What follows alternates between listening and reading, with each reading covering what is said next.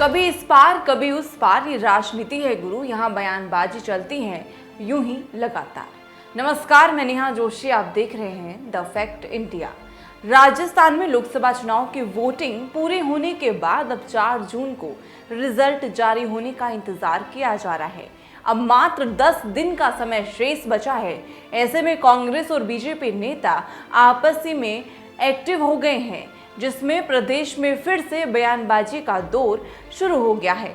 शुक्रवार रात पूर्व मुख्यमंत्री अशोक गहलोत ने अपनी एक पोस्ट के जरिए इसकी शुरुआत करते हुए कांग्रेस छोड़कर भाजपा ज्वाइन करने वाले नेताओं का मुद्दा उठाया और बीजेपी के पतन की बात कह डाली, जिस पर राजेंद्र राठौड़ ने पलटवार किया और कांग्रेस को डूबता हुआ जहाज करार दे दिया।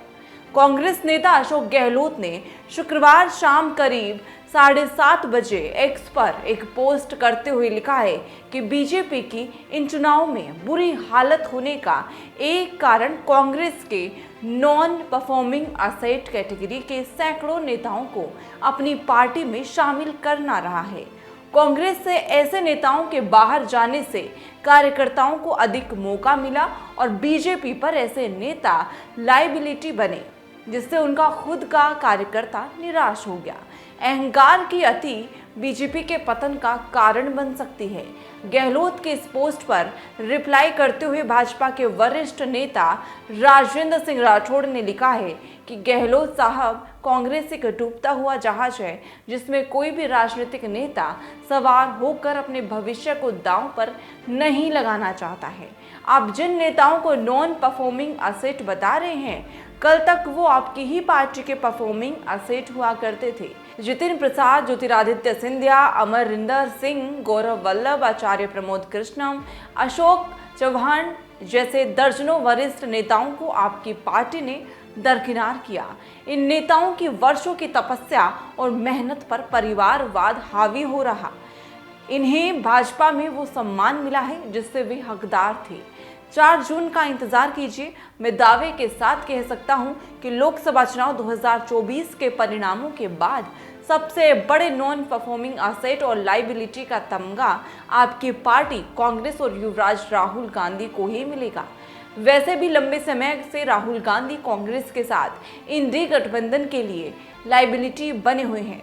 100 से अधिक नेताओं ने ज्वाइन की है बीजेपी। जी हाँ, ये तकरार है वो कैसे शुरू हुई है और मुद्दा क्या है, ये अगर मैं बताऊं आपको तो राजस्थान में कांग्रेस छोड़ने वाले नेताओं की बात करें तो विधानसभा चुनाव और लोकसभा चुनाव से पहले कांग्रेस के 100 से अधिक बड़े छोटे नेताओं ने पार्टी छोड़ दी थी, जिसमें लंबे समय तक कांग्रेस में काम करने वाले पूर्व मंत्री महेंद्रजीत सिंह मालविया के साथ ज्योति मिर्धा, लालचंद कटारिया, राजेंद्र यादव, आलोक बेनीवाल, पूर्व सांसद खिलाड़ी लाल बैरवा, रिछपाल मिर्धा, विजयपाल मिर्धा, सुरेश चौधरी, पंडित सुरेश मिश्रा, ज्योति खंडेलवाल जैसे नेता बीजेपी में शामिल हो गए।